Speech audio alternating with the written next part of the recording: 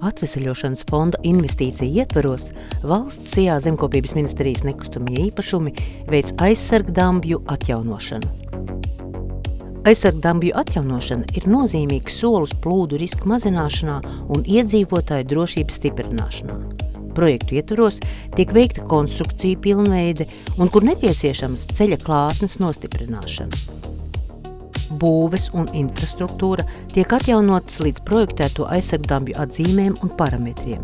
Tiek veikta apauguma novākšana, uzbērtās aizsargdambja nogāzes visā garumā nostiprina ar augsnes un zāļu sēklu maisījumu. Tiek veikta arī labiekārtošanas darba aizsardzībai pret bebru un citu dzīvnieku darbību, kā arī dambja noturībai nogāzēs tiek iestrādāts speciāls metāla siets. Pateicoties uzlabojumiem, tiek nodrošināta aizsargdambja ilgtermiņa stabilitāte, pasargājot apkārtējo vidi no aplūšanas gan pavasara palu, gan intensīvu vasaras un rudens lietavu laikā.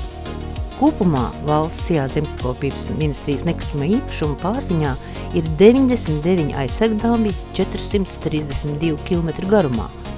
Atveseļošanas fonda ietvaros tiek atjaunoti 12 aizsargdambji 66,3 km garumā. Kopsummā no atveseļošanas fonda un Latvijas valsts budžeta ieguldot 17,9 miljonus eiro. Uz 2028. gada 30. aprīli būvdarbi pabeigti 8 aizsargdambjos. Visu projektu īstenošana veicama līdz 2026. gada 31. jūlijam.